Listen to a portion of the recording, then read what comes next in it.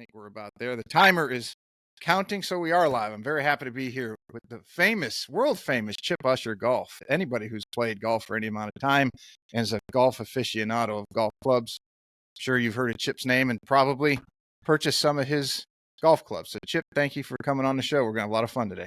Thanks, Pete. Looking forward to it. I guess the one thing I want to ask you is because you had almost a dual career where you were, if I'm not mistaken, you were in the financial sector, you were money manager or in the investment side of things. I think was your day job.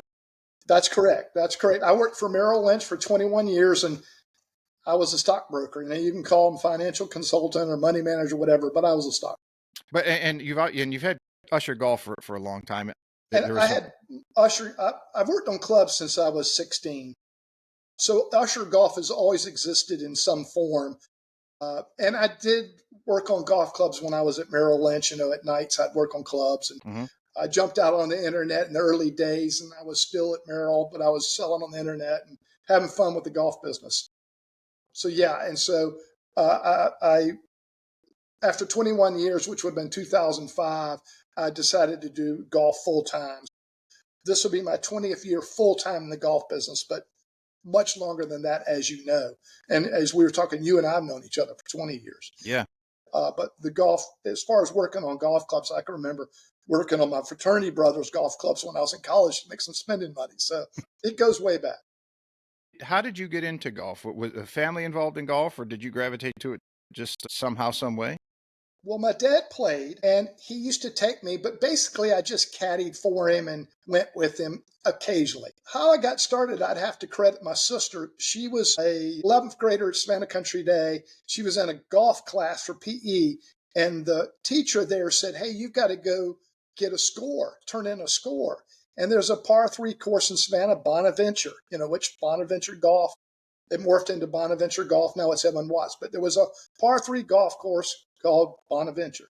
And my sister Wynn said, "Chip, will you go with me? I've got to turn in a score." And she wanted, somebody to go with her. And a bunch of gamblers and all hung out at that place. So it was probably good she had me with her. Not that I could have done a whole lot, but I was with her. In any event, I played with her and I got hooked. And literally, I was a little past 15 for the next 3 years. The only day I didn't play golf was when it rained too much. So I loved it. Where was that golf course? Bacon Park. Is it Bacon Park? So Bacon Park before was Bonaventure. My dog just walked behind me. Bacon Park Golf Course, an old Donald Ross. A great layout. It is a great layout. I played it first time a year ago. Hard to believe it's taken me that long. Would you shoot 62? No, the greens, the greens are really bad or had gotten bad. And I think that, what's his name? Cliff Welch, OC? Yes, I think him buying it, just being from Savannah and for having so much business and history in Savannah, did a great thing in buying it. I wish he had the extra or the time and effort to put more into it, because I think it's a beautiful old raw, as you said, an old raw. Yeah, it is, and it is a good thing that he got involved. I doubt he's ever made any money out there, but he spent a lot. They have recently gone in and not dug up the greens, but they've gone in and patched the greens, and they did a very decent job with that. So hopefully they're on the right path. And it was probably economically the smartest way to try to fix it. Of course, a hurricane came 2 weeks after they did all that work, which really stinks. Now he had 100 down trees. So it's been a monumental task for him, and I wish him the best. And, I would love to see the course look great because it's a great layout. I can't believe that there was 4 or 5 Ross courses Donald Ross designed in Savannah. You've got the golf club, Bacon Park, the military base. The golf club. How about Savannah Inn and Country Club or the Inn? Yeah, that was the 4th one. Bacon Park. And did he have something to do with the 9 holes at Hunter? I'm guessing now. I've been told that was the other one. Yes. At one time, somebody might correct me on that, but that's my recollection. Yes, at one time, the members, I've gotten to be pretty good friends with a number of the members and have dear friends over at the Savannah Golf Club, and the number of them told me that Donald Ross, he's done work there, or his fingerprints are on some on the golf club. Yeah, obviously it was built before he got there, but I think he made some adjustments. And he may have done a revamp, like Gil Hance has done some stuff on it recently. Yeah, that makes sense. That makes sense. Not to divert from the history of Chip, but Oh, no. yeah. Anything golf is fair game. So you went and played. You got hooked. You played with your sister. You got hooked, and then I didn't know that you had walked onto the UGA golf team when you I were there. did. I walked on. Basically, it was towards the end of my junior year. They, the coach then was Dick Copus, and he was nice to me because he basically, where a bunch of us wanted to try to walk on. He says, y'all play together. Give me 20 scores, and I'll let you know. And so there was, anywhere from 12 to 20 of us that were trying to play, turn in scores. I bugged him. I turned in a few good scores. He put me on the team. Now, that's kind of where it begins and ends because I never cracked the top 5. So I'm always careful to claim the University of Georgia as a walk-on, but hey, I didn't play any matches. So it is what it is. But he did let me on the team, and that was very nice of him. And, I got free golf, and most of the guys were better than me. I don't say I deserved to play, but I was there. It was Bob Patton, who's the director of golf at Long Cove. Was he playing there? You guys are close to the same age. I Yeah, don't I'm know that. 65. If he was, I don't remember him. Names like Bob Walcott, Mike Cook, Griff Moody had just left. Wayne Smith, who played on the Australian Mhm. tour, he was there. Chip Drury was a freshman. His brother was coming later. Jeff Knox was a walk-on. He's become a really good player. But, we were all trying to play back then. They didn't, if they had a top 25 team, that was the best they were. Of course, since then, they've gotten even better. Yeah, I think I got to be very good friends with. I wouldn't say we're best friends, but Boo Weekly. There was a group of us that always hung out, and Boo, I think, told a story about, is it him that he went to? I think it was Georgia. Lasted about 2 or 3 weeks, and said, "No I way, a don't know. little Boy, I too love big." his golf swing. I don't know about him being at Georgia, but I love his golf swing. I love the way he loads the shaft. Didn't last very long, if I remember correctly. I know he went to the community college and played, and I think he went to Georgia for a very, very short time. A little bit too big for Boo Boo back in those days. I don't see Boo going to class in college. I Uh-uh. don't see that. No. But great character, You, and you know, he did just fine. you know who I've had on the show who it's somewhat of a similar story. Not the careers were different because he went full time into club design and building. Larry Bobka, that worked the Titleist, that did the 681 T irons. Yeah, I know the name. And Larry, similar to you, started playing around with golf clubs in his parents' garage. Yep, that was where I started when I said 16. My parents' garage, right? Yep. Yep. And his dad, he told the story on the show. I'll send you the link to that. You got a couple hour drive. You're going to go to Macon or Atlanta or something. Listen to that one. But he tells a story. His dad had a group of buddies that he would either go to breakfast with or lunch once a week, and one of them had some clubs he wanted refinished, the old woods with the whipping. Yep. I was when I was looking at your website, I saw you had some whipping on there. I So I still was like, sell whipping thread. Yeah, I'm trying to continue that. And there are people out there that are still, I don't do any refinish work, persimmon, laminated, whatever, but I still have whipping thread. If somebody wanted me to whip an old driver, I can still do it. but he did some work for one of the guys that had some really beat up clubs, and he takes them. His dad said, "Okay, we're going to be at our usual spot.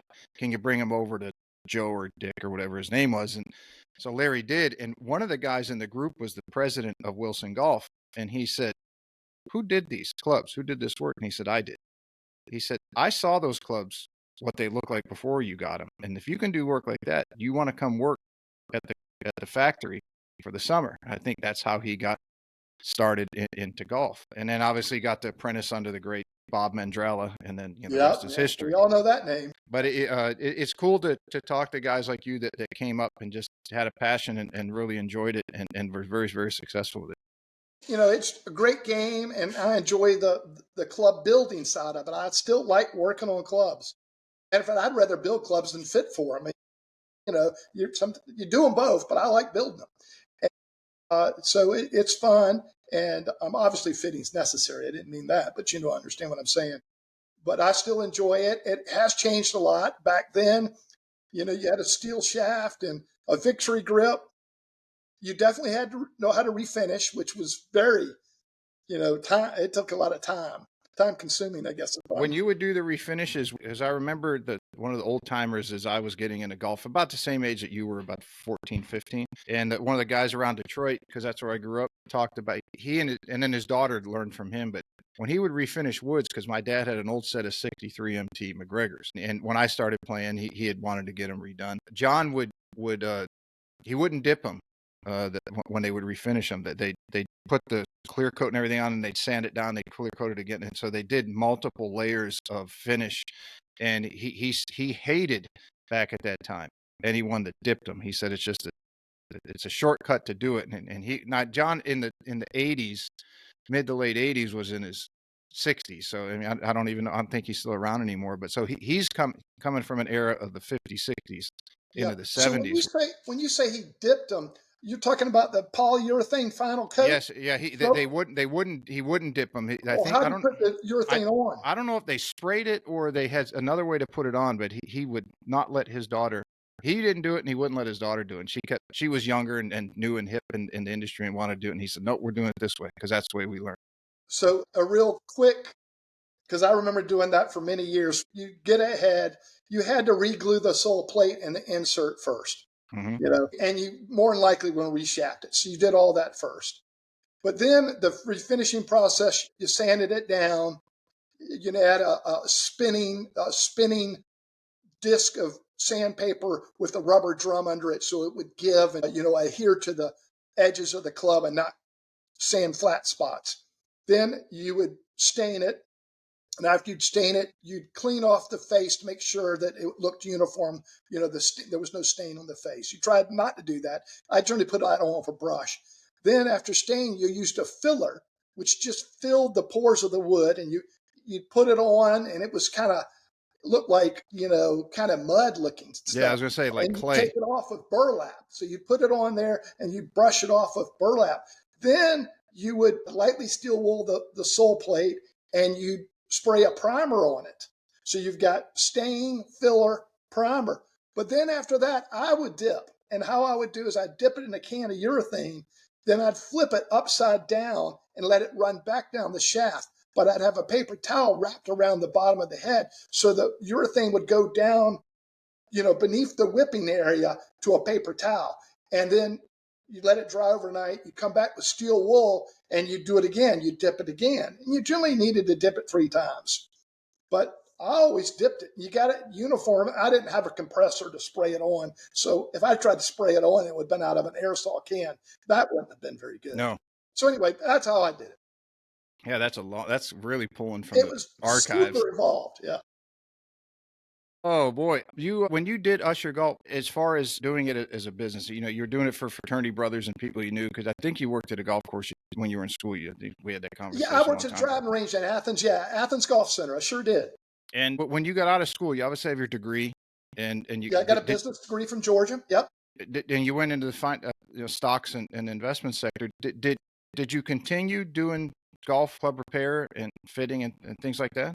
Yes. Yes. Gene Sowers, who we've talked about earlier, not in this podcast, but earlier beforehand. I can remember him coming, and I was his broker and his club guy. And I can remember him, this would be like 1985. So I'm a broker at Merrill Lynch. I have Gene's accounts. Gene wouldn't mind me saying that. And he'd come over to get his grips done when he was in town, not on the tour. So, so I was doing both. And I had people from the golf course that knew I worked on clubs, and they would bring me stuff. So, they'd come after work or whenever and drop clubs off. Were you doing the work in your garage at that time? Because when I met you in the early 2000s, you already had your own freestanding building. That's right. So I lived at a residence on 56th Street, and I had a separate building behind the residence that had a golf shop set up in it. Then I had the home I'm currently in. I moved in 95, and I had a little building I made out in the backyard, and I've expanded it 3 times. And so I did that until 2003. Then 2003, I rented on Mall Boulevard, which you've been to 2010. And then in 2010, I built this current shop, built it from the ground up. This was empty lots on 69th Street. I bought 3 lots and built a building. And this is a quasi-commercial area that I'm in. There's some doctor's offices around me and all kinds of different businesses.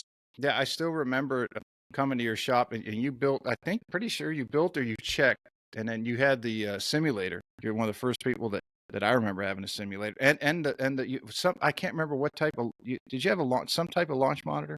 I did a Swing Dynamics launch monitor. Yes. still running to this day.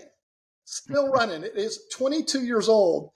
And my son, who's somewhat of a computer genius, he got a degree and he works in computer full time for the port. But in any event, he has reloaded that PC that runs on Windows 98. I swear. We've never hooked it to the internet, so it still runs. And he has taken it down to nothing and reloaded that software. That system still works great. You know, it's very good for indoor applications because it gets spin. You know, you get a radar launch monitor indoors, you don't get good spin numbers. Mm-mm. This machine gets great spin numbers, which you know is one of the most important things you can get when you're fitting. I still use it. Old school. You know, when you sit around and you catch up with guys that, you know, and I got to decently high level, never got to the level I wanted to, but friends will ask me, you know, what's the best shot you ever hit?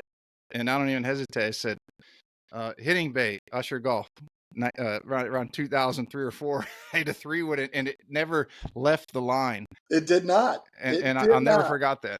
And if you had been, it was down to the foot. So you'd been off a foot, it would have told us. I do remember that. I think it was like 270 right down the middle, and that was like 2003. That was a damn long 3-wood. That was not, you know, with these modern stuff, would that be pretty normal? Yeah, I do remember that. So you've got, again, to get your day job, you're managing money, and you're still doing in the evenings and on the weekends, you're doing the club stuff because you know, you love golf and you're a fanatic like the rest of us. When did you start shifting more towards making the golf more of a full-time thing? So 1998. And the reason I can pop that date out is, you know, the internet was starting to move, you know, in the mid-80s. And you'd go on to websites like Golf Web and you'd advertise. And I was building Snake Eyes golf clubs.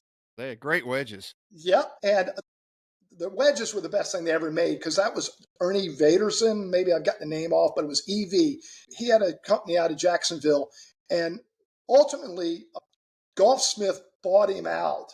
And they offered more heads, and they had some cast heads in their thing. They were fine. And I was building those in the 90s online. People would mail you a postal money order. We were doing stuff by the mail. And, you know, they'd email you, but how you paid, it was before PayPal. So they'd mail you a money order. I'd ship them the clubs. And so 98 was the year I started doing all that. I can remember going through Y2K, and it would take me 45 minutes wait time on the phone just to place an order with Golfsmith because they had such a backup of, you know, Y2K and phones and all. But yeah. What was it about the Snake Eyes, in particular the wedges? Because remember they had the 10, 11, and 12. They did. So the wedges. What was it that made them so good and so buttery soft? Yeah, they had the pre-worn sole. So the wedges were the best thing they ever made. Yes. I did some wedges, but I was actually post the wedges. I was more into cast iron sets that were made after Snake Eyes kind of imploded a little bit. They tried to grow. They did a deal with Smith & Wesson, spent a bunch of money. It didn't work out. So Golfsmith bought the rights to them. And I was buying the heads from Golfsmith, the cast heads. But I did work with the forged heads that you're talking about, the 10, 11, 12s, which were like 52, 56, 60. Fantastic wedges. But forged, I think Hoffman did those, which is a name you would know. Yeah. Hoffman, Bailey-Wick, Hoffman, U.S. Forger. I think they did the forgings for them. They had a little bit of offset, more so than your modern wedges. That pre-worn sole, fantastic wedge. I still have some in the shop. And how you spot those being the originals, they'll have EV engraved on the hosel, the back of the hosel. All the remakes that came later did not have EV. So if you've got a Snake Eyes wedge, it has EV on the back of it, you've got one of the good ones. Yeah, those were, it's like just hitting butter. And yes. Even out of sand, it didn't matter. Fairway, rough sand, it just cut. Fantastic wedge. They were really well made and a terrific forging. And, you know, Hoffman's no longer around, but they did a great job. And they did a lot of work for Wilson and all that. Why do you think no one ever replicated those? Because they were so good. And they did replicate them in a cast form, but it wasn't the same. It's not going to be the same. You know, forging is tricky. It's tricky. that was kind of the beginning of the end of the U.S. forging companies. 2000 in that area, 98, and Hmm. they started going by the boards. Now the Japanese do a great job at it, but I wish there was more Americans doing forging. But I it's don't understand. I guess they expensive. just can't. It's expensive. I don't think they can make it for and then sell it for where they can make a profit or make it worth somebody's time to Oh my gosh, invest. it'd be $500 wedges, I'm sure. But I'm a Miura guy, and we're going to get into Miura Yes. here. I mean, they're incredible what they can do with the Forge Golf Club. But Hoffman was a good old U.S. company, and I wish they were still around. Yes, me too. I remember the guy I did some got into club fitting as a I guess profession when I got done playing and worked for a fellow that was he had been out on tour. He'd done everything, and he had some Hoffman design clubs that at one time he was going to get into his own brand. I think he showed me one time. I said, "Wow, these are amazing." And I said, "Who did?" And I think Hoffman had their own stamp on the back, Yep. and that's when I learned about Hoffman, and that would have been 19, 20 years ago. I think Hoffman did 882s, which anybody that knows anything about golf will say, yeah, I know what an 8882 is. I Hmm. believe Hoffman did those forgings. Yeah, I think Larry said that Hoffman did some of the original Tiger, the Centes, and then I think Yeah, I I think wouldn't be a Enzo bit did surprised. that would have been 98-ish. Yeah, right amateur to the master stage. Yes. And then I think he said the Hoffman was kind of petering out, and Enzo did the rest over in Japan. I think Enzo's And in Japan. and and Miura might have. I'm careful with that. I know Miura did some work for Titleist Japan, Hmm. and so it's possible. We'll just leave it like that. It's possible that they did some Titleist work that ended up in Tiger's There's hand. still a lot of arguments on social media about if who was doing Tiger's clubs back Yes, in the heyday. there is. But Endo is a terrific Japanese. The one you just mentioned, Endo's Hmm. a terrific Japanese house. Mr. Miura would say the same thing. Kyoi's another great Japanese house, which actually Mr. Miura apprenticed at. But only one of them is called the Hands of God, and that's Mr. Miura. I know, and his not to get too far ahead, but anybody if you haven't watched the foundry when they take a billet and take it to a full iron, you got to, and I'll put that in the link in your summary. But that's amazing, and I was That just is.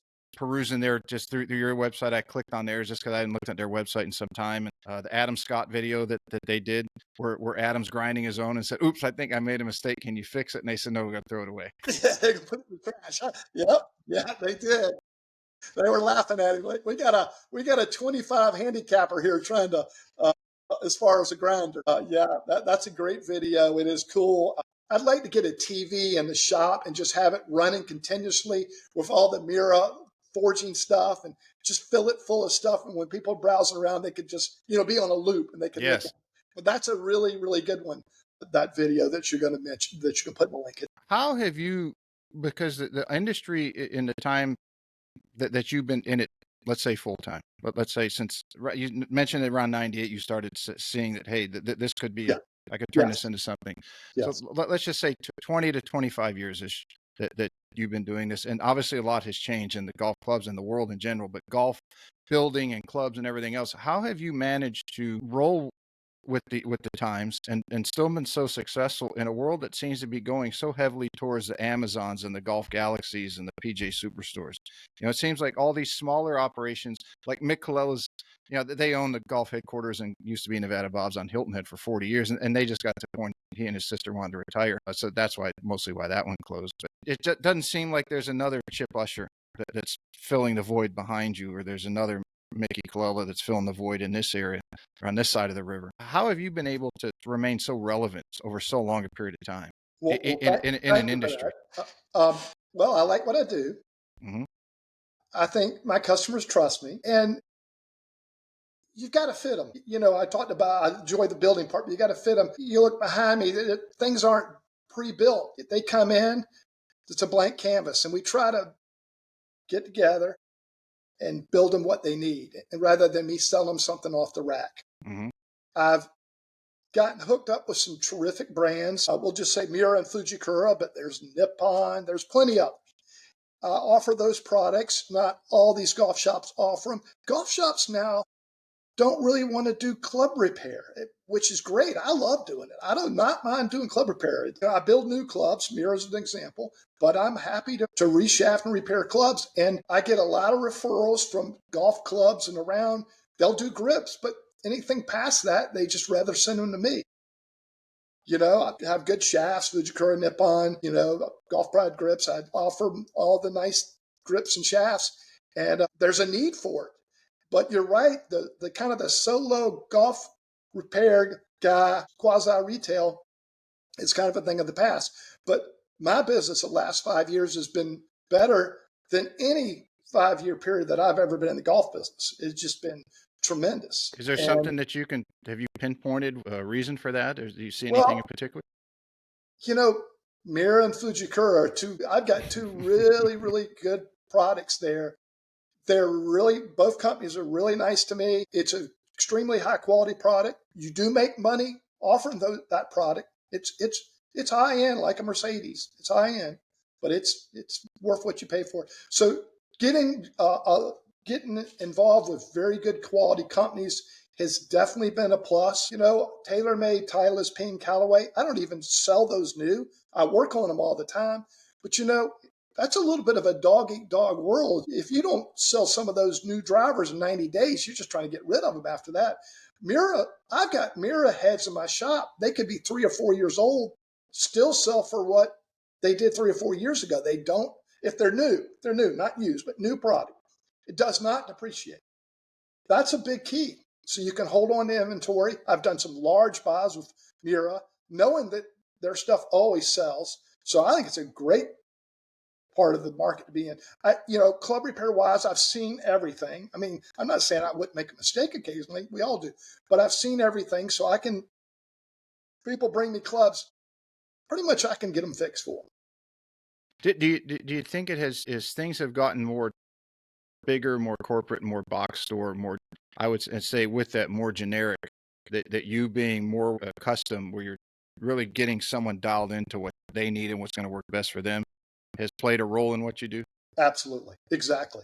It definitely has. I talk to them, like I deal with a lot of people that I've never met. So we're online, but I'd rather get on the phone with them than swap emails back and forth. I just think we get a lot done. And if they're honest with me about their golf game, we're going to do a good job of getting them taken care of. But yeah, I think that's definitely it. I'm not trying to pre-sell something that's already sitting in my shop. In other words, I'm going to build it. So I might as well build it to fit them. No need to tell them they can play it a half inch short when they're 6'4". You had mentioned the manufacturers that you're aligned with, and the quality control, and anybody can, I know your YouTube page isn't, a million subscribers, but you do have Nope. some pretty cool videos on there. And if you have the one about Fujikura, the quality of the shaft versus a typical graphite. So can you speak a little bit about how you've aligned yourself with very high quality companies? And again, we will get into the Miura a lot, but Yeah. you Fujikura is near and dear to my heart. So I'll back up for a second. So I was selling Ruger drivers, which Ruger did some titanium work for Callaway. They had their own brand, Ruger's a firearms company, but they made metalheads. And I was selling I'd get Ruger driver head components. They didn't say Callaway, they said Ruger. And I would sell them. And I was reading an article one time, this is around 2000. The Ruger guy was saying, yeah, I've got a Ruger driver and I've got a Fujikura Speeder 757 shaft in it. It's the best shaft I've ever hit. And I went, wow, that's pretty cool. I think I need to check and see if I can get that shaft. And I contacted Fujikura. And it's funny, my sales rep there, who I contacted, he had been there a month when I contacted him. Well, I've swapped texts with him today, and that was 25 years ago. pretty So cool. we've become very big friends. So anyway, that was my start with Fujikura. So now to answer your question, there's a lot of engineering that goes in a golf shaft. And a lot of people don't realize the stock shaft that comes in a driver off the rack is probably costing that manufacturer 10 or 12 bucks. It's really inexpensive. But if you get into the high end side of the shaft market, which club builders like myself do, you get a much better product. And the engineering of the shaft, and when I say engineering, the weaving of the shaft can be very sophisticated. Some cheap shafts, they just look like splinters on a shaft. Whereas you get a sophisticated weave, which Fujikura calls a triax, and you look at it and it looks totally different. I mean, you can tell it took a lot longer to make that shaft. So that's the one thing they do. And then on the other side, the engineering's great. And then on the other side, the quality of graphite or the percentage of graphite per ton in your shaft is much higher. So, a shaft's got graphite, it's got resin in it, and you can water down the shaft and put more resin in it and make it cheaper. Fujikura is going to have a lot higher, heavier tonnage weight graphite in their shafts than an OEM shaft. Now, Fujikura does make some OEM shafts for the big OEMs. They do that. That's part of their business. But when you get on the club builder side, they instantly want you to get the higher end shafts. And that's what I do with them. And you'll hear names like Ventus, Velacor. You'll hear names like Speeder. You'll hear names like Atmos. Those are all real high end, very sophisticated, engineered like crazy golf shafts. And they look at shafts every year and try to tweak more yards out of them. They came out with a Ventus shaft and it was the best. And they've now come out with what's called a Velacor Plus, which is even gives faster ball speeds than the original Ventus, which is pretty neat stuff. I've got one. For me, everything was great. I hit it great. And it was just a shaft. It was when I got started playing again, where I was playing regularly. I didn't touch a club for a couple of years, just health reasons. But my brother got me, or no, I got one through a buddy of mine he was doing club work on Hilton Head, and we traded lessons for a shaft. And for me, the handle felt like it was too soft. It just kept moving. And my brother, he got me a couple of the red, I think, and the black, and it just felt the same. So it just wasn't for my swing characteristic. But I thought the shaft was great. But I've got one. I should bring it over if you want to. If you got someone, it's a driver. It was never tipped. It has this Cobra tip on it, and then it was cut actually for 45 3/4. I had it longer. I had to give it to you and see if you need to move it. You can move it. I'm not using it. It's the hottest shaft in golf. I mean, you go look on the tour. You take the Fujikura Ventus / Velacor base shaft, and it's probably as much in drivers on the tour as everybody else combined. And they do. You mentioned colors. Red. The Velacor red is higher launch, the blue's mid, and the black is lower. And they're all fairly low spin shafts. So there's got to be some fitting involved. Maybe there was something to do with the head and the spin or whatever combination that you just needed to look at a little further. Some guys are low spin guys and they may not need that shaft, but there are other shafts Fujikura offers. Speaking of which, Fujikura, I actually talked to him today because I knew I was going to be talking to you and I wanted to have some up-to-date material. So they're coming out with a new Velacor shaft that's going to be white, and it's going to be, I'm going to use a trademark, it's going to be an Autoflex killer. So it's going to be, that Autoflex Korean shaft that's so hot. Well, they're making their own product that's going to be based off of that. But anyway, it's going to be a new Velacor shaft. It's going to be a softer, lighter shaft, 40 grams. It's going to come in some soft flexes. So that's an interesting thing that they're introducing. That's an old school telephone. There's not really too many. I know, and I'm hanging up on the guy. I don't know what else to do. I know who he is, and I like him, but I'm just not going to be able to talk to him right now. Yes, tracks. That's the weave in a Fujikura speeder shaft. Yes.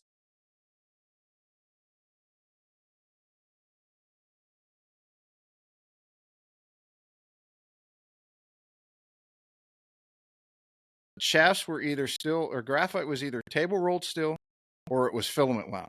They had not come out with the composites and the weaves that was a few years after I got out. So how does the triax and what Fujikura has done differ from the traditional table roll that most graphite shafts are out there on the market? Well, it's definitely a much more sophisticated way to make a golf shaft.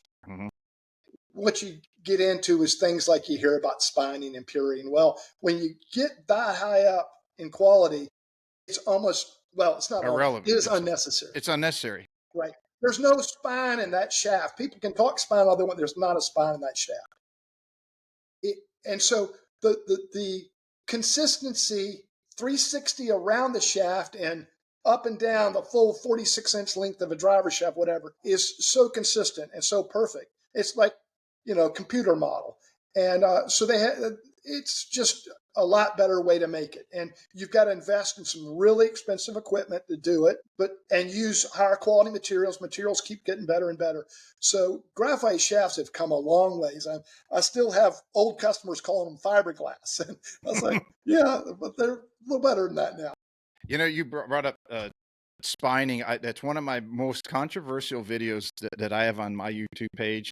Yep, And I can believe that. And I said, look, first of all, I probably need to do an update because I maybe the way that I explained it, some people didn't understand, because people are vehemently against if you say spining doesn't work. Oh, I did this and it changed my whole game around. I said, okay, let's go through this. And I'm not going to get into details. If anyone wants to look, you can get on my YouTube channel and check it out. But basically, I said, you got a point in the shaft if it's steel. I said, first of all, if it's graphite and you're saying it's fine, we'll get a higher quality shaft and we won't have to worry about it. Because if I'm not mistaken, Fuji invested a fair amount of money in the technology that was spining at the time, and they went through all their research on it and study and found out, no, high quality shaft when we make it doesn't do any, it doesn't do what it's purported to do. Right. If Fujikura wants to be careful not to alienate any of its dealers that charge for puring or spining, Mm-hmm. and I get that, but what I would say, yes, they did test speeder shafts, and on a 250-yard drive, they couldn't find 2 feet of difference. I think So they did that I with guess paint. that's the answer to exactly what you just said. I think they did. I know they did part of that study, or did a study with ping, because Sasha McKenzie, the doctor biomechanist from up in Canada, he's been on a couple of times. We talked about that, and I even shared that link to that episode in that some guy was trying to argue with me, and I was trying to explain it to him. No, it's not, and here's the reasons why. Here's the episode where we went over this, and here's what Ping did with Fujikura. Just go ahead and listen to it. And he said, oh, I don't need to listen to that. I said, I've got a database of 30,000 fittings that says it doesn't. There's no significant difference. In other, the human error is greater than any difference that you're going to find over 30,000, 100,000 amount of data that's out there. Well, what I say is a follow-up to that, and I totally agree with what you're saying. What I'll say as a follow-up is, if you back to the stock driver shaft we talked about that comes stock in a driver, you could spine that and improve it. You could improve it. Because it's so I totally agree. So if they want to go get that shaft pure, they probably can improve it. But if we're going to talk about the top end shafts, you're not going to squeeze any more juice out of it. No. But a cheap shaft, yeah, okay. And that would go with steel too. Some steel shafts had seams in them. When you start getting into the higher quality, whether it be Fujikura high quality, Nippon, which is near and dear to my heart, high quality, then the need drops off. Yeah, the QC for these companies on their better shafts is so good. The tolerances are so tight that nobody on the planet is good enough to know. Tiger Woods included is not good enough to notice the difference in the spine versus not spine. When he gets into that high end area, yeah. Yes. He can tell you one's a little stiffer than the other and all that kind of stuff, because they're incredible. Gene Sowers had an incredible sense of knowing, he could tell you a lot about a club just by hitting it or a shaft. But yeah, when you get those high end ones, what you're saying is you can spin that shaft 45 degrees and put it back in, and they're not going to be able to tell the difference. I agree with your statement. No, the only thing that I told some of these guys, I call them the garage mechanics. Nothing against. I don't mean that against you, because you started there. But I said, look, whether you consider it a weak point when it's the two ends are the shaft are put together, or you consider it a strong point when they put the beater weld down. Either way, if you put that point at 12 or 6, then you're going to gain stability and toe droop, but you're going to lose it in directional control. And then if you put it at 3 or 9, you're going to gain in directional control, but you're going to lose in toe droop, which is going to slow the toe down. Right. So I if you're going to gain in one, you're going to give up in the other. There is no way around it, because there's one spot that's a strong/weak point. Right. And, the old school is you orient the strong side at the target, or possibly the soft side of the target. But I always went to the school of thought, put the strong side at the target. But you still have many other factors, like you just talked about, that don't get discussed and would have a say in the final outcome. But that's you and me see it the same, I can tell, but it can be a very touchy subject. Yes, especially to some people who just, they're buying shafts from Golf Works on closeout at the end of the year for $7 a shaft, and they're sticking them in, and they're saying their buddy says I can do this and it makes it better. It's like, it ain't really doing that much. You're still not going to break 100. Yeah, yeah, yeah. So one that I obviously you're a very very popular, big, and expert with Miura irons and clubs. You've been with them a long time. Can you tell the story of how that relationship got started? Yeah, yeah. Yeah, mirror is very important to me. So I started getting customers online in the late 90s, and I built up a clientele online, and people were sending me clubs to reshaft, from Greensboro, North Carolina, or El Paso, Texas. In any event, I had some guys that had contacts in Japan, and they were buying club heads from Japanese dealers, having the Japanese dealer ship these club heads to me in the US to do a build, and then me to ship the product to the customer. I said, great, yeah, send them to me. I'll do them. Well, mirrors were showing up. And I was like, I'd never heard of Miura, and we're going to say it's around 2000. I'd never heard of them, but I knew a good golf club when I had my hands on one, and I was like, these are really, really, really nice. So I built a pretty good number of sets like that over the years. And then in 2003, out of the blue, a representative that was just kind of calling dealers or calling club builders about Miura called me. And he said, would you be interested? I said, yeah. And not only am I interested, I've already built your product. He said, what? I said, yeah. I said, people have been sending me those heads for a couple of years, and I've been building them, and I knew they were really good. I just didn't know how to contact the Japanese company. How did let me back up a minute. How Yeah, did did you ever find out how they knew to contact you? Like, and they called you. How did they know to call you? I'm not sure. I don't know if they knew I was building them or not, but they found me. And I said, yes, I'd love to be a Of dealer. course. And then I've started, I have a relationship with Bill Holowati there at Miura, and he's still there. So my buddy at Chad Embry, Fujikura, still there. My buddy at Miura, Bill Holowati's still there. And yeah, I was off and running with Miura in like 2003 Hmm. and been with them ever since. And they've been very good to me. And occasionally we'll do some large deals together, which is a lot of fun. Like bulk buys, and that's a lot of fun too. And they still keep everything in house. They do all their manufacturing, don't they? Yeah, yeah. So how it works? There's a company that owns the distribution rights. 8 a.m. Golf. Howard Milstein is the money behind that. They own the distribution rights, but the Miura factory, which is owned by Mr. Miura and his two sons, is in Japan, and they make everything right there. Now they have outsourced a product or two in the past. They might have a cast product they outsource, and they will tell you it's outsourced. They approved it, but all the forgings that we know them for a name for are done right there in house in Himeji or Hamaji, Japan. I'm not sure how you pronounce it, but Have you it's been a over there? skill. Have you been to their factory and their plant? I have been invited. My buddy Bill Holowati has invited me to go. I don't travel very well, so I should go. I'd love to go. I have the utmost respect for Miura, but I've heard from the minute you leave your house to the minute you walk on their floor, it's 24 hours later. Yeah, that's a Time you tough do one. all your connections. Oh my gosh. Yeah, you got. But I should do it. And, the videos I've seen in the factory, I know I'd be a kid in a candy store, could probably just sit around and watch for days.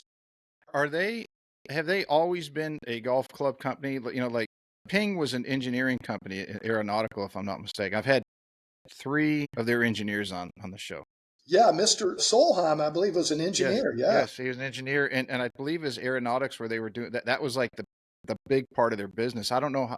I don't remember how much the engineering department of Ping or if it's a parent company. So I don't know the dynamics of that. Yeah. But I Well, know I that. actually know the backstory to Miura.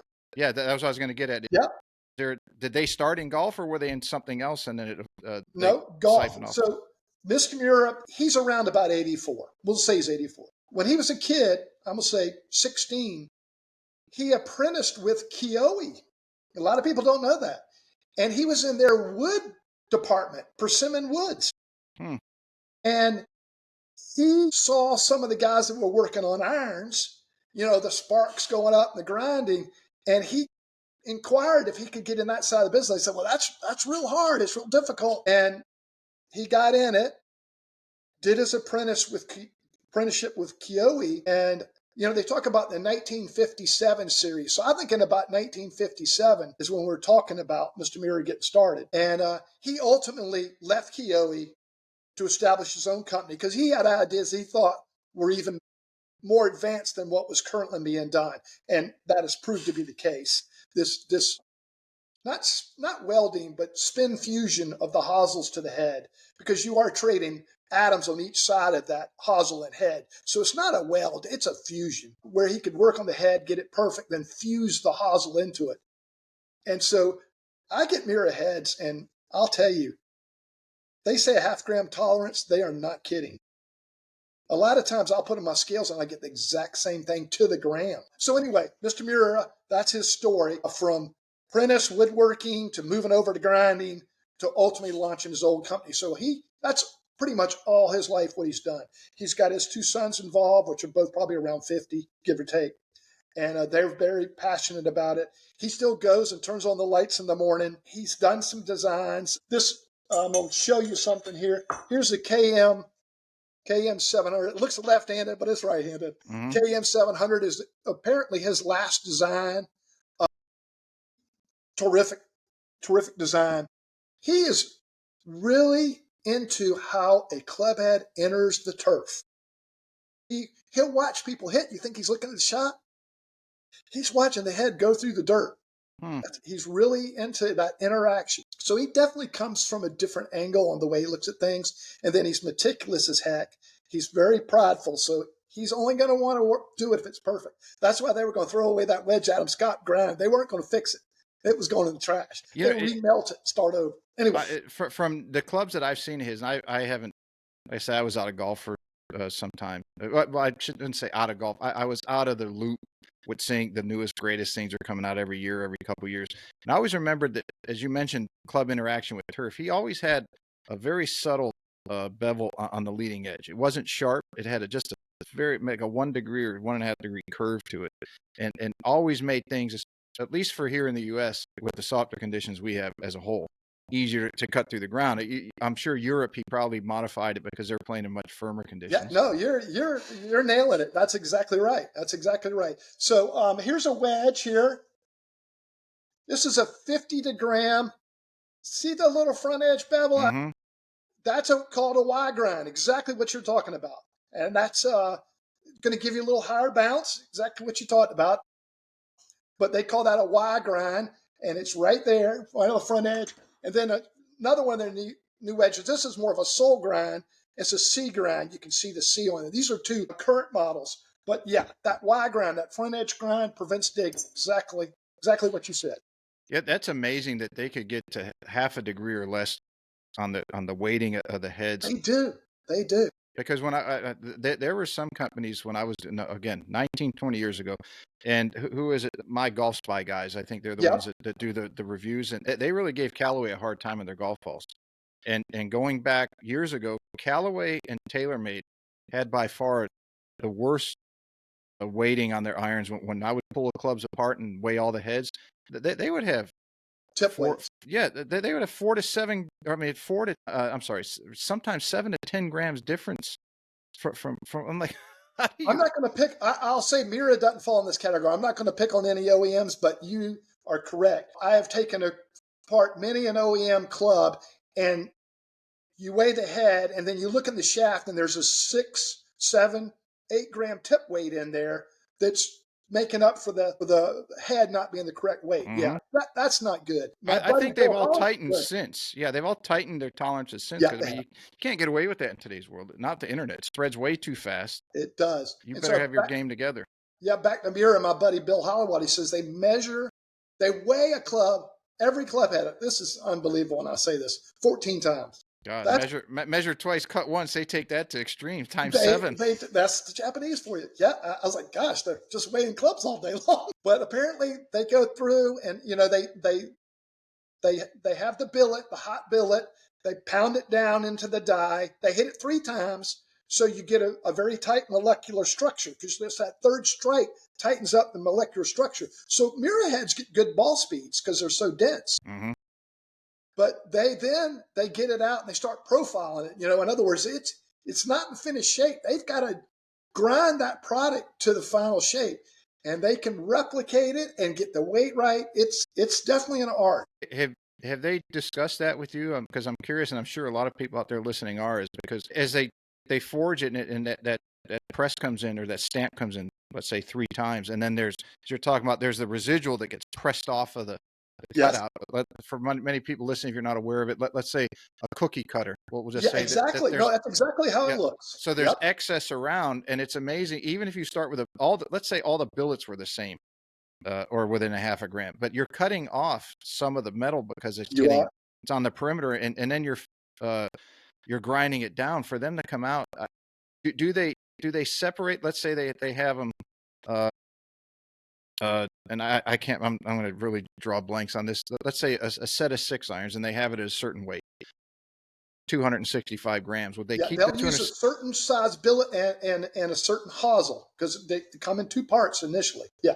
Yeah. And if some are at 265, and let's say some come in at 263, are they separating them out and keeping them in the same bin so when they build a set, it's all congruent? I'm going to make an assumption. I assume that the answer is yes to that. I do Okay. not know that for a fact. And I think what they can do, they're such artful grinders. If they've got to get rid of a half a gram here or there, they know how to do it and blend it. Because I think realistically speaking, they probably have to, they're weighing it and they're like, oh, this thing's off a half. Well, I'm going to profile it just a teeny bit more. Mm-hmm. You'd never see it even if you had two identical ones side by side. But I would think there would have to be some fine tuning. And that's the reason they're weighing it so many times. Because the only reason you keep weighing it is you might need to fine tune it. Yes. So I think that must be what they're really, really close. And then in the grind process, there's a very minimal chance to get it right. And if for some reason something happens that's not right, they'll just throw it back in the pile and it'll get heated back into a rod and start all over again because you can keep doing it. But I don't think they have much of that. I think that has got to drive some of the guys crazy that they sit there and they just miss one little thing, or they put a little too much force or pressure into that grinding wheel, and it takes off just a little too much. I would imagine that they have a very lengthy apprenticeship for anyone who wants to work for them. Yeah, it's interesting. They can't ramp up and all of a sudden make a ton of clubs more than they're doing now because of the long lead time in an apprenticeship. I think they got 28 employees there, and I think the average tenure is 20 years. I mean, it's crazy. They get there, they stay there, but they're trained, they're really good at what they do, and they've got a lot of experience. And I think they've got it down so much that there's very little waste. There's very little waste or wasted movement. I mean, it's just they know what they're doing. They know how to get to where they need to get. But it's pretty neat when you see them profile sanding those heads and they're flipping them around, and you're like, they're getting these things to a gram, or half gram. When they're doing their designs, or they're going to modify a design, do they reach out to people like yourself and their dealers around the world and say, hey, what do you see? Ask you for input? They do. It'll come through, once again, my Canadian friend Bill Holowati, who's really close to the Miura family. He's got an interesting story. He was a professional hockey player, played over in Japan, befriended Mr. Miura. Mr. Miura took him to the factory. Next thing you know, he had a distributorship with Bill when Bill moved back to Canada. Anyway, yes, they I'm sorry. We're back to, I was talking about Bill. Give me the question again. I lost my. Do they reach out to guys like you and Yes, then other ones that they might have around the world to they say, do. hey, we're in this design. What do you think of this? Or can we get your input on They this do. modification? And I have through Bill given them some ideas that they've ultimately done. An example of this C grind wedge. I was like, hey, I wish they'd make the C grinds again, but put more of a grind on it. And they have done that. There was a model CB50 out that I sent a draft for, and it ended up being real similar to that. I'm not taking credit for that, but I'm saying it remarkably, it was pretty close to what they ended up doing, probably just by happenstance. But they do reach out to some of their dealers. Me and one other guy, technical advisors a number of years ago. And so they do reach out to us. We give them feedback. And, they might ask you more general questions, but we're always glad to give them our 2 cents. Yeah. Very, very interesting, very cool to be associated with a company that is not going to cut any corners. It's very odd in today's world. It's not the norm, unfortunately. They want it right first, and they do a good job. Is that region where they're located with the metallurgy, does that go back to samurai era? Yeah. Do you know? Yes, it does. Does it really? It's called this. It's the Steel Center of Japan. Mr. Miura, when he was an apprentice in Kyoe, in the metal side of, irons, not woods, but irons, he was trained by samurai sword makers. They were making swords in World War II. Old samurai were, and these guys obviously were past World War II. They were now forging golf clubs. So Mr. Miura apprenticed under the samurai.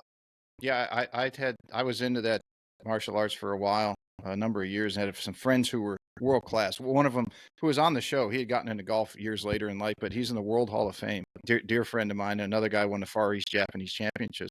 I would watch videos with them that either on VHS, dating everybody, Yeah, or no, I got a DVDs. Masters '86 on VHS. I hear you. Yes, one of the DVD, and it was part of the martial. Obviously, the martial art world is heavily revolved around samurai and Japan, and the difference between Japan and Okinawa and sword fighting with farm equipment. You're fighting someone with a samurai who can cut your body in half, and you got farm equipment. So how do you defend yourself and survive? Which is absolutely unbelievable. But part of I remember in the one documentary, it said you can't talk about martial arts without talking about samurai swords. And when it showed that, now this is going back to the probably 70s or early 80s, and they were showing some old masters with their apprentices at that time. And when they were putting the burning hay onto the blades, and when they were doing their hammering to get the carbon in there, and I've it just runs through my brain as my brain goes in a million directions. As I think, being in that area, I wonder how if or they ever put hay still today in the carbon of the golf clubs, or in some way, shape, or form. It'd be very interesting. That's interesting. I was thinking maybe they were using the hay more as an accelerant for heat, but whatever. They could put a sharp edge on a plow. No kidding. And that's back to what you were saying. And our relationship with the Japanese has changed a lot over the last 80 years, and I'm glad for that because they're a wonderful culture, and they're very prideful, very determined, and they have a lot of skill. So Miura is all that. Do you have, of the clubs that you see, because you're doing a lot of repair work, and you've obviously worked with, Miura is still considered the top of the line as far as club design and make and manufacturing And quality. Yeah. and quality, the highest. I mean, they are the beacon for quality in the industry. I agree with that. I'm prejudiced, but I totally agree with that. I mean, if you say Miura, everyone's like, oh man, it's known. I mean, it's industry. You can't buy that. You have to earn it. That's right. And Mr. Miura's earned it for 50 something years. That's yes, right. It's like VO2 max. You can't cheat that. You have to train cardiovascular for a long to get your VO2 max high. There's no way to circumvent it. But when you sit there and you work on Miura clubs, and then someone comes in and brings you some set that not even an OEM, but or some composites or this or that. And how do you sit there and go from working with the best to trying to fix somebody's club and say, hey, I did the best I can do given what I had to work with? Right. Well, I love Miura, and golf's an expensive game. Mm-hmm. And not everybody wants to spend $350 per iron. And I get that. So I will work on anything they bring me. And I won't turn my nose up at it. Now, would I rather build mirrors all day? Sure. But I'm sensitive to the fact that some people are getting into the game and they're on a budget and they don't feel like they need to spend a fortune on golf clubs. Hey, that's fine. Go play golf. You can bring me a zinc children's club and you want me to do something to it, I will do my best to do whatever you want me to do to it. So yeah, I really try not to be a snob about that. I mean, obviously I have my preference, but it's not the one shoe that fits all. I carry Mizuno, and the reason I carry Mizuno is it doesn't compete with Miura. It's a different price point, but a very fine product. I've been approached by some high-end companies that sell clubs kind of in the Miura price points, and I've always resisted because I felt like Miura take such good care of me, and I'm so confident in what they have.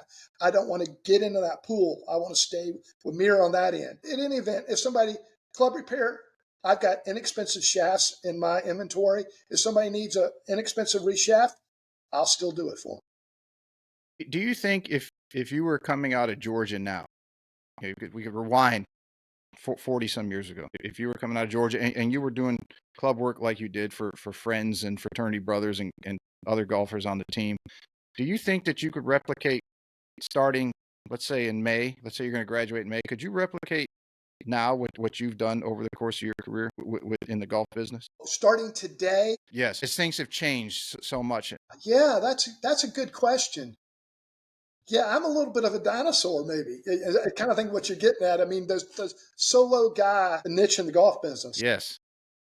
as we talked about earlier, and it seems like guys like you, there's no one filling the void behind you. There's no one coming in your wake that's doing the things you are. At least that I don't see anybody, and I consider myself pretty on top of a lot of things in golf. I don't see anyone over here in South Carolina, and you guys are right over the river. I don't know of anyone in Savannah doing it. I don't know of anyone in Beaufort. I don't know of anyone in the greater region. Maybe you got to go to Charleston or Atlanta, but it doesn't. And even though the guys I know in those areas are 50 plus, you don't see guys 25, 30, 35. Maybe they don't have the finances to do it, but you just don't see people doing what you do. And that's why I was curious. Do you think that is it even possible in today's world to do for there to be another Chip Usher? Let's Well, say next thank year you. you want Yeah, your wife says I want to travel, and you say okay. I've never really thought of that. It's certainly not the trend. I like doing it the way I've done it.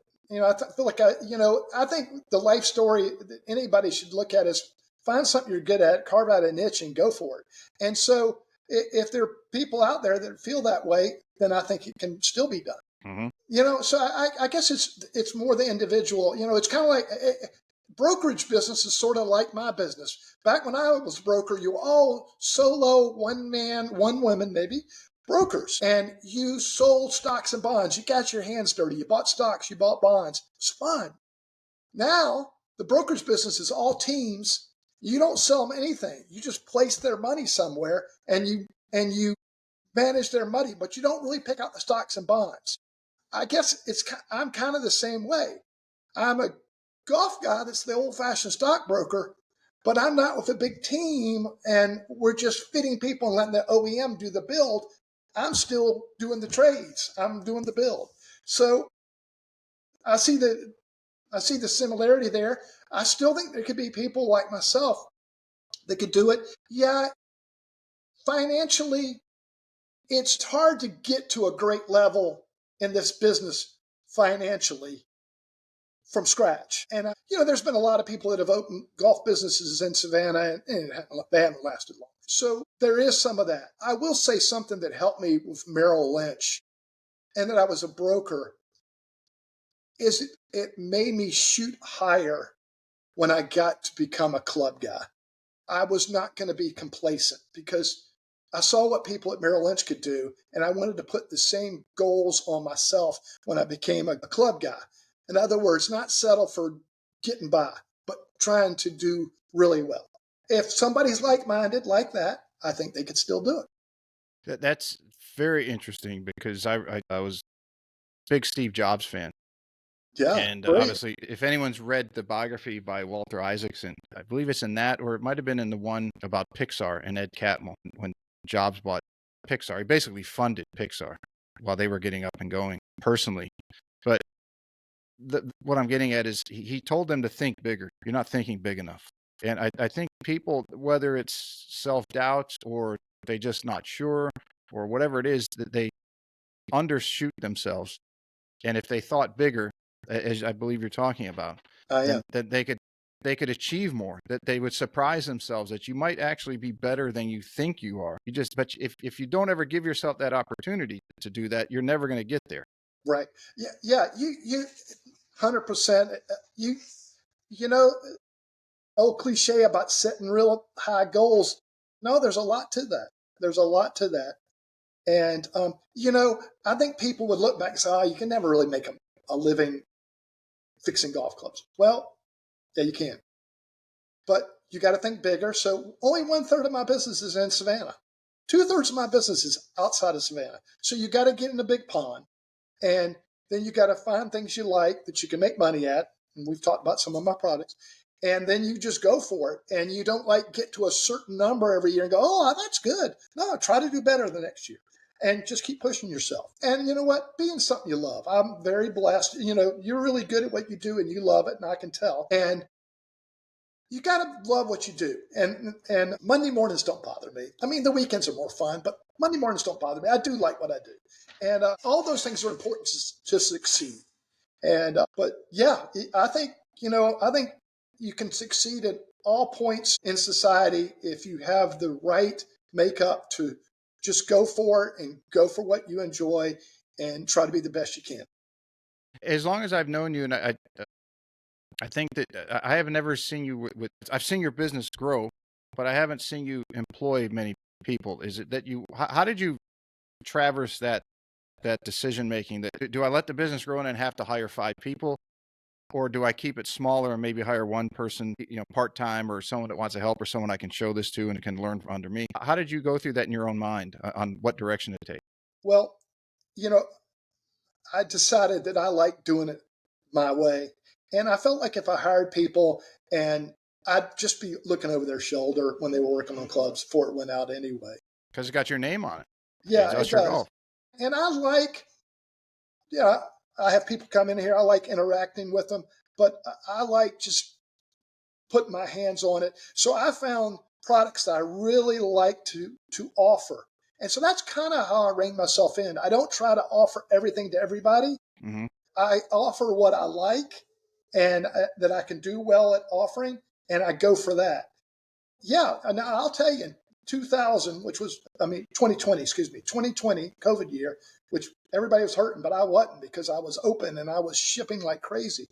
I was working some serious, serious long days, coming in on the weekend and working. So there's times where it's like all hands on deck, and I'm all hands. So I got to be on deck. My wife's helped me out, my kids have helped me out, but pretty much I've run this by myself. My Labrador's right here, got her head in my lap. She's telling me she's hungry, but we got a little more time. But Yeah. anyway, so that's the downside. People probably don't realize the commitment when it can be a lot of hours Hmm. and staying caught up. But I like it this way. I like to control it. There are some very successful businesses, and they've hired a lot of extra people, and I get it. But I'm just going to keep it at a level I can maintain. Yeah, it's got to be hard in today's era to hire, especially when you're have a high end niche like you have. And if something goes out and it's wrong, then people you're sending this to and the amount of money they're paying for these things, they're not just, oh, don't worry about it, Chip. We'll order another one a couple years from now. That clientele is accustomed to a certain level of service, and it's Yeah, like, how they do are. you hire somebody first of all that can do that, and then that's even going to stay there for a year or two.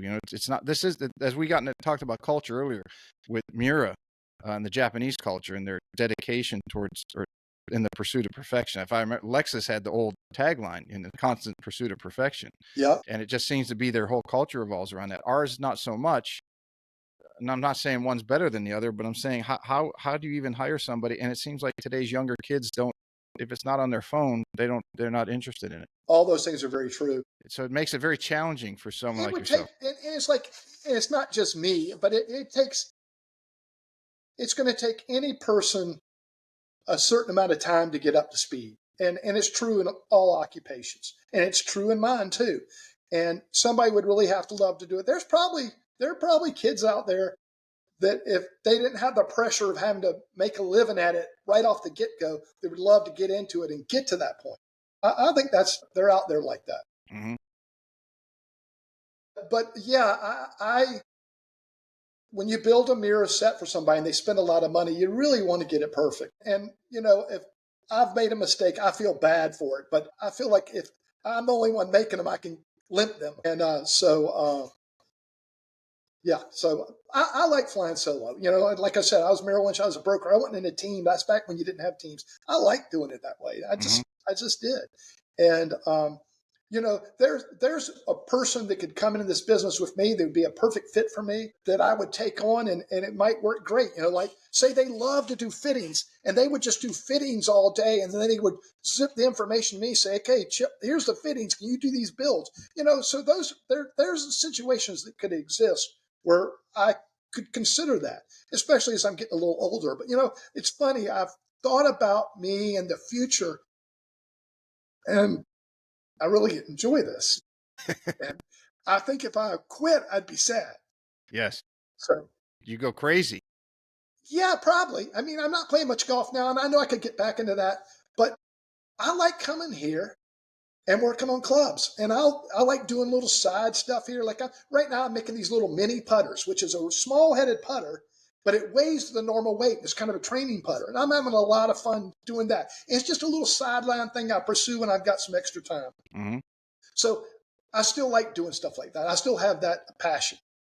I've got to ask you about your as you mentioned putters, and you've got Yeah. your black lab there, and you got Yep. the painted picture back there for all those watching on YouTube. Yeah, yeah, the You can painted see picture. the That's paint. Bowie back there, and the dog they've seen walking around is Chili. So Chili is the latest black lab, and Mully was the original black lab. Yep. And you have a line of putters that you custom make, and black lab putters, if I'm not That's mistaken. correct. Black Lab Golf. I own that website, and it's putters. And at one time, I had like 8 or 9 models.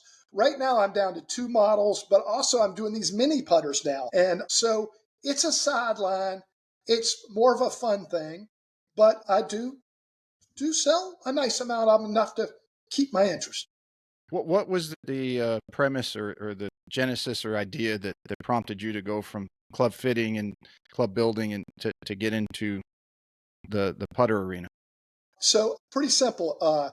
I'm good friends. We've mentioned Gene Sauer several times, but back 20 years ago, Gene had quite a collection of expensive putters. And, Gene doesn't want to go online and sell his putters, but, he had some he wasn't going to use. And what's he going to do? Throw them away, give them away? I said, Gene, let me just move these putters for you. So Gene said, okay.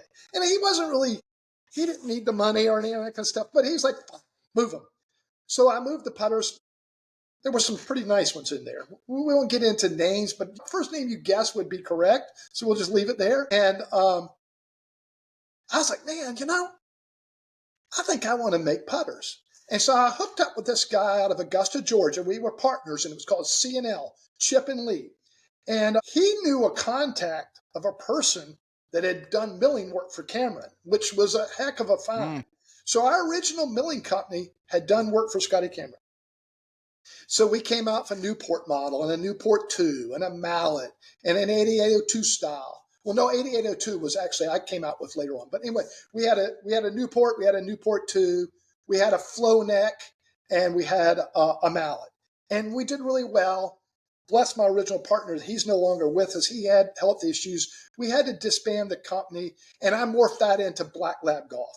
And I brought out some more models. And I've got a new milling company. I actually used the original milling company, and then I had a new milling company, and I brought out more designs, an 8802 design, a number 7 design, the fanged mallet type design, a number 9, which is like the Del Mar look.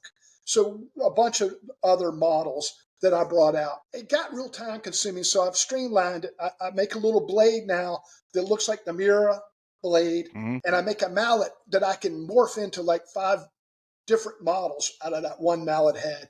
And also now I've got the mini putters, which basically they're geometric shapes that are small, they're heavy, but they're small, and making putters out of them that can be trainers or play putters. So anyway, I've rambled around, but that's they're Don't you all have real. you have your own milling machine, don't you? If I I do. remember being in your shop once and I asked you, what's that? And you said, it's a milling machine. I do. The milling machine is back, and that's a drill press there, but the milling machine's on the other side. It's a big knee mill. I mean, it's, multiple thousands of pounds milling machine. It's manual. So I've made a lot of putters on the manual mill. Now, when we were doing big production of like the Newport style putters, we did the design, but we were getting a professional milling company to mill those heads because they were getting milled 150 at a time on Yeah, the CNC machine. big orders, yeah. Yeah, right. Now, a lot of the stuff I'm doing now is one-offs that I'm making on my manual mill in the back. I'm getting 303 stainless steel. I've milled some in copper, which is really cool. And I'm buying, billets, steel billets online, and I'm milling the shapes out of myself. Yeah, it's fun. It's a fun little sideline. I mean, it's not as profitable as the Miura stuff or the Fujikura stuff, so I have to keep remembering what the more important things are. But when I have a little extra time, it's fun to sell a few. Yeah, and I know 350 grams, I think is where you start them at, and then they go up That's to correct. 380. And I don't understand. A lot of companies will come out 320, 330, even 340. I'm like, why are you making your putter so light? Right. And, back in 2000, that was the vogue, but now 350 is kind of common. But you'll get a lot of putters that are around 2000, and they're 325 grams, which is light as heck. Too light. Some of these little training putters, I'll show you one right now. This putter right here looks tiny, right? Wow, it looks like just a block of metal on the end of a stick. Yeah, it's a pentagon shape. Okay, you see how small that is, though. It's Uh-huh. tiny. I mean, a golf ball's as wide as that. This head weighs 359 grams. There's the stamping. Can you That see looks the like yeah, that stamping? looks like a mini Thor hammer. It's a For mini. those of you listening on Spotify or Apple There it Podcasts or is. It says mini P. P is Pentagon. 359G in the dog head. So anyway, so there you go. that's very cool. I'm going to be over there. I think closer to the end of the week, maybe in the weekend. I'll call you up. I got to stop by and check out one of those things. Those They're look pretty fun. cool. They're fun. You can putt with them. I thought about naming them Psych Out because you would psych out your opponent if you pull one of those You things pull out. one of those out, like what the hell? You're going to hit me over the head with that thing. Yeah, yeah. You have done. You mentioned Gene Sowers. Obviously played the Yes, PGA yeah, Tour many years. Won the U.S. Senior Open. yeah. Long time Savannah native. I think he moved down to Florida. He has. Now, Tim O'Neill Yeah, just won on the Champions Tour a few months back. There's a lot of great players out of Savannah. Mark Silvers, yep. who's been on the show. Mark's a All friend. three of those guys are really nice guys. Gene, Yes. Tim, and Mark, just gentlemen, great guys. I consider them all friends. Now, Gene and I are really close. You know, we're the same generation, and you don't meet a nicer guy than Gene. But Mark and Tim are great guys too. How different is it when you're doing work on clubs for players of that caliber? That it's not like if you do something wrong and they don't play well, and it's the club's fault, then it's just okay. They might have lost their $20 NASA. In their instance, it could have cost them a lot of money, or it could have cost them their tour card, or whatever it is. But the stakes are much, much higher. Yeah, Is yeah. it more stressful on you, or do you It's just not. focus It's on not. your profession? You know what? I think it's the personality of those three guys. They're all easygoing. You know them all. They're all Mm-hmm. easygoing guys. You know what? If the number one, let's just say Scotty Scheffler was a jerk, which he's not. He's nice as heck. So this was Nicest a guy bad. on the planet. Yeah, he is. But let's just say he was picky and hard to get along with and demanding. I wouldn't want him as a customer. But that's not true. Sorry, Scotty. But that's not true. But that's my point is these guys are not like that. I want to do it right. You know, there's generally they get a little time with whatever I've done, make sure it's right. And, you know, I've tweaked stuff for Gene multiple times. Gene knows what Gene's got to, he knows what he's looking at. And I respect that. And if it's not right, well, let's see what we can do to change it. So that's the approach we take with all the guys is I'm going to get it the way you want it. If we find when you hit it, there's something not right, let's address it. So it's been easy. It really is not a problem. But I think it comes down to the individual you're dealing with. And then Brian Harmon, I guess, would be in that group as well. Yeah, He'd be the now, youngest. yeah, he is. Brian and Mark are pretty much the same age. I don't know Brian real well. Brian's been in my shop maybe a time or two. Very cordial. But if I called him up on the phone and said, hey, Brian, this is Chip Usher, go, no. So we don't really know each other really well. I was definitely pulling for him the British Open, and he beat the pants off of everybody in that golf tournament. And good for him. But I don't know him like I know the other three. It's kind of cool. Basically, in one generation, you've got four superb tour level golfers out of the same area, about the same small town or city, which is pretty. There's a fair gap between Gene and Mark in terms of age. But yeah. And I know Toby, known Toby for a long time. Great, probably one of the nicest, most laid back golf professionals you ever meet in your life. Yeah. Toby's famous. He was at golf club for a long time. Yes, and you're from Savannah, if I remember correctly. Has Savannah always had players of that caliber, or did it kind of start with Gene, or how was it back going back before we've that? Had Hobart Manley, Johnny Skeetis Sr., and of course his son, great player too. Johnny Skeetis is my age. Johnny Skeetis Sr., Tom Brennan. Those guys could play. Hobart Manley, they said if he came from a poor family, he'd probably been one of the best tour pros ever, but he can make more money outside of golf. So I don't, but Jimmy McQuillan's one that I always was very fond of. Jimmy's passed, but Jimmy would be in his early 70s. I mean, he won the SEC as a freshman at Florida, and he had Andy Bean, Gary Koch, and a couple other names on his team. Mm. So, but here's the one I always like to tell you. I heard this, so I'm repeating it. Who's the greatest golfer that ever came out of Savannah? So you're thinking all these guys. Hollis Stacy is the greatest golfer that ever came out of Savannah. She won 3 U.S. Ladies Open. Yes, I think if I saw her picture, I would know. But when I was a kid working at Hilton Head National, I'm fairly certain she would come over twice a week. When she was this would have been later 90, like 96, 97. I'm going to say right now, and forgive me if I miss it by a few years, let's just say she's 74. I could be off a little bit. So you could do the math, but yeah. Yeah. I think that was her because She might be a little younger than that, but she's somewhere around. it's either her or there's another lady. Her they should are painting on the wall at the golf club. There was Seal another lady. McGauran? Could be, but Seal this lady was a McGauran, great yeah, golfer. because her son Bob comes in my shop still. Bob's older than me, but it might be Seal. She was, well, she didn't win the U.S. Ladies Open 3 times, but she was a heck of a player. That would be the one I think that they probably would have been at the That golf might have club. been who it was, but I Yeah, remember her telling me about. That's the first time I heard about Savannah Golf Club. yeah. Way Savannah back, but Golf Club is, it's a very nice club, and it's had a lot of great players that have gone through there. Yeah, it's got a great membership. No I doubt. know. I'll throw this out there. The little history I know about it that the par five. Well, they flipped the nines 2 years back, but the par is it 12? The dog Well, leg now left. they start with the par five, and so number two's a That's right. par five, and then 17's oh, that's the same side. So eight's a par five, and then they got one par five on the high side. But those That's it. nines have been flipped, so I'm not good at the numbers either. So there's the road. I mean, the hole that goes out to the road, the main road. So the par five right before that, the longer one, as you said, on the high side. Yeah, yeah. That's the hole that Bobby Jones ripped up his scorecard and walked off the golf course. Because you got to kind of hit out of a tunnel there. He might have hit a Yes. tree coming off the tee box. Yes, and they told a couple of guys told me the same story. Said here's where he ripped up his scorecard, and then when no one saw him for months, and then he went on his run where he won everything that the next year, or later that year, whatever it was. But they said this is where it happened. Yeah, they say I think Snead and Jones, they've all played Bacon Park at one time. That's what I've heard. I had an uncle that played.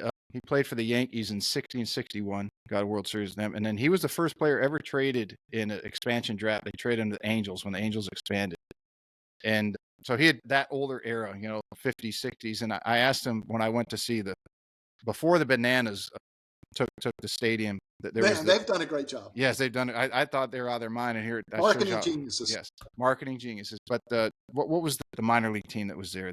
Sandnats. So I went to game over there. A Mets affiliate, like a Mets single A or something. They had a Brave affiliate there at one time, but the last one was Sandnat, which was Mets. And I'm reading the history on the stadium, so I call up my uncle. I said, "Hey, did you ever play at the stadium in Savannah?" I mean, they said that Ty Cobb played there and this, and he said, "No, I always wanted to get there, but I never got the chance." It's a cute place. It's got a lot of charm. It's like in the middle of a park, and it's in a neighborhood, and it's got a lot of charm to it. It's like a Wrigley Field in Savannah. So as we're winding down here, let you go soon. I just had a couple other questions. You have some very great partners. And you've had them for a long time. Are there any companies that you see coming along or coming that are getting to a point that have piqued your interest where you have considered taking on another manufacturer? Srixon has put out a lot of nice stuff in the last few years that I don't have an account with, and I did at one time. I think they've got some nice stuff out there. Yeah, they've got some Hideki thinks it's pretty nice. Who? He just shot 35 under. It must be pretty nice for him. Yeah, if they let him play a few more holes, he probably got to 100 under. Jeez, that's amazing. That was how many shots did he win by? I don't know. I turned it off once he was up by. I'm like, okay, this is going to be boring. That was cool. I mean, what his shot was cool. He wears the same color shirt as you've got on today, yellow. Yours is a windbreaker, but in any event, seeing your yellow, he wears a Sunday yellow. Tiger's got the red. Well, he's the yellow. He's got the yellow. What would your advice be for a youngster out there who really loves golf and they like piddling around in their parents' garage with their clubs and tinkering and wanted to be the next Chip Usher? What would your best advice to them be? Go for it. Just if that's your dream, I just say if it's your dream, go for it. That's what I say. Find something that keeps your interest and put everything you got in it and don't shoot low. Yeah, that's very good advice. And anyone out there listening, whether you're a youngster or you're older, it's never too old to do something that you really enjoy and you love. And if you find your niche, the money, everybody wants to make money. The money will come. I really do feel that way. And there's some pursuits you go after. Mine's a sales job, and so shoot high if you're going into any type of business or sales job. I mean, there's some occupations, obviously there's different things that come along. But as far as being profitable in any business, you just, you put in the time. If you love it, it'll work out. Do you have time for, I call them an emergency 9 questions just to kind of wrap up that are kind of fun to do at the end? I'm still waiting to get nervous. You haven't made me nervous yet. Maybe one of these will spark that and light the Okay, fire. let's do it. So let's say you're going to play in a member guest, and because it's all everyone's having a good time and they're getting everybody real excited to play, and they're going to crank music on the first tee as you walk up. What song are they going to play as you're walking up to the first hole? Crazy Train. Chipper Jones. That's the best I could do. All right. I like Pressure by Billy Joel too, so I'll give you another one. I'll do Pressure, and that'll be more original. Okay. Let me just write that down. All right. What's your favorite golf club? Somebody who's been in and around the business for a long time. What's the favorite club that you've had? Course or club? Club that you've used. It was you still I'll to give you this day two. remember. I'll give you two. Tommy Armour Iron Master and a tailor-made, well, I'm going to give you three now. A tailor-made 300 tour driver, which was those deep-face tour drivers. Dean Sowers put me on that. That was awesome. And actually, this is the top of the list because I thought of it after I thought, Mr. Miura hand ground a sea grind wedge, and I still own it. So that would be number one. It took me a minute to get there, but that's the number one. So you make me choose one. The sea grind wedge I still have to this day, Mr. Miura ground. That would be pretty special. Yeah, hand ground by him. It was raw, and I got it chromed by the Iron Factory, and still got it to this day. Gosh, that's awesome. Yep. Hollywood calls you. They said, Chip, we've followed you from afar. We really think you got a great story. We like your life. We're going to make a movie about it. And you get to cast anybody that you or your wife want to play you. Oh, my gosh. Who are you going to have them play? Who are you going to have them cast in the role of yourself? Man, you got me on that one. I could name you some of my favorite actors, but I don't know to play me.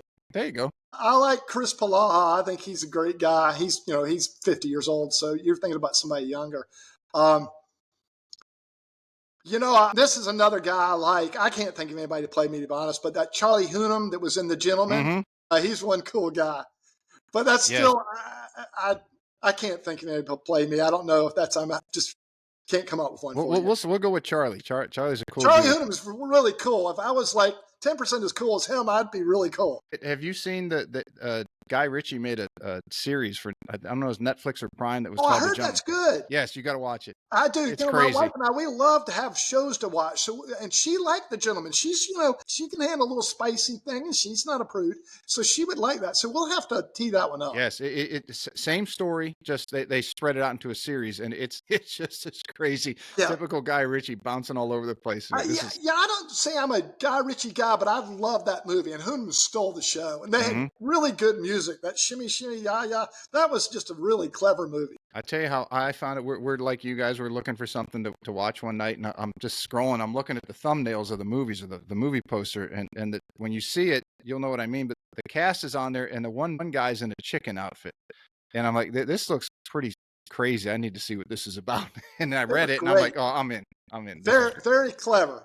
Yeah, that's definitely, if we did top 10 movies, that's going to get thrown in my top 10 list. What's your golf biggest pet peeve? Live. That's on a lot of people's list. It's nothing to do with the guys that are playing. I don't blame them. But who wants to watch it? I mean, really, honestly, who wants to watch it? I mean, I like some of the guys on there. I'd love to see them in the U.S. Open, but anyway. All right. You got it. You got a quick answer. Here you go. This is interesting. What would you rather have? Your lowest round ever, but you needed a breakfast ball, or a hole in one, but after you hit the first one in the water? I guess we'll go lowest round ever with the breakfast ball. I guess the second one's technically not a hole in one; it's a par. It's a three. Freddie Couple did that at Sawgrass. It was Sawgrass. It was Sawgrass, wasn't it? Yes, I think so. Yeah. If you could put a restaurant chain or individual restaurant, whatever you want, in your kitchen, which one would it be? There was a restaurant, there's still a restaurant in Athens, Georgia called Last Resort. Great little restaurant in Athens. I'd put a Last Resort in there. They did a praline chicken that was awesome. As a matter of fact, I had taken my wife there when we were dating, and we had praline chicken on the menu at our wedding. So that was cool. That's pretty cool. First time when I got started on sushi, it was in Athens. Went up there for a Monday for the Corn Ferry, and then went back at Q School, and so it's just hard to get to. I love the town. If you go out to eat, they better have fried rice and chicken teriyaki too. What is worse, a well-done steak or iron covers? Iron covers are terrible. I hate them. I know if you got mirrors, you might want them, but my I gosh. was curious to hear your answer on that, given that the fine quality of craftsmanship in a mirror, someone might want to keep them. They would drive me crazy. Hey, I don't tease anybody that uses them. I get it. Cart chatter is a pain in the ass. Everybody's riding in carts. But I hate them. All right, a couple more, and But I I'll like get you out head of here. covers. I want them to keep a head cover on their woods and their putter. Don't Mhm. like those uncovered. If you could change one rule in golf, what are you going to change? That's, I'd like to see them play faster, I guess, Yeah, enforce slow play. no kidding. I remember I mean, growing up. it's not a rule if you're not enforcing it.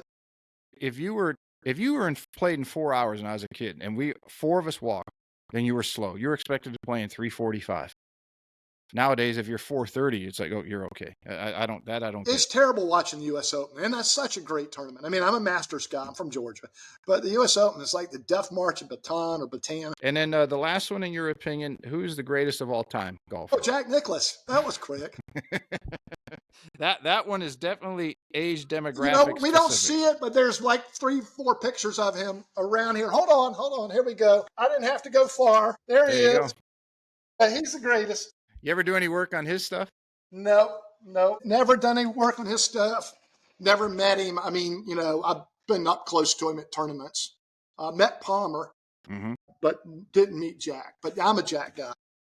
We're if 18 someone majors, that's the end of the story. I mean, great. Tiger had a better stretch than anybody in golf, no doubt about that. But 18 majors is 18 majors. And Nicholas also has a bunch of seconds and thirds. Yes, that's the, I think 36 of them, second places, and made that's just unfathomable. Oh, I think it's 18 wins, 19 seconds. Yes, I'm sorry. You're right. And then if you throw in the thirds, then I think you're at your number. My mistake. You're correct. Or maybe it's 37 first and seconds. Anyway, but they're pretty spread out. He was at the top. Well, what was fun, heck, Jack Nicklaus, when he was 60, still made a run at Augusta. That was really cool. Yes. That was really cool. That was 2000 cool. Masters, they had terrible weather Saturday, but he was only a couple shots back. And I was like, man, this is cool. But yeah. Someone wanted to get a hold of you, follow you, have you build some clubs, order some clubs. What's the best way to get a hold of you or reach out? So 2 websites, chipandputt.com, blacklabgolf.com, or they can just Google Usher Golf. I won't put the phone number up here, but if they Google Usher Golf, I'd probably be the first thing that shows up. All right, and I'll have all those links. I'll have all that stuff in your summary at one click that you can get on it. But just anyone listening that can't stop. ushergolf@gmail.com is ushergolf@gmail.com. If you're driving right now, don't worry. It'll be one click in the summary. You can reach out to Chip. You want to set a Miura's or Fujikura, Mizuno's, Nippons, whatever, putter. Get you a custom putter. It's custom. You can stamp whatever they want on there and make it really cool. Putters. I stamped the dog head on that one, and I like putting the dog head, but I can do. I don't want to go crazy and have 47 characters, but if they want some initials or kid's name or dog's name, whatever, we can do that. Awesome. Very cool. It's been great catching up. I don't get over there Pete, enough. it was great. To see you, but it was great. Had a lot of fun, and I'm sure I was hard to pin down, but thank you for hanging in there because it was a lot of fun, just like you said. Anytime. Everybody, thanks for tuning in. Chip, if you hang out 1 minute, we'll see you all next time.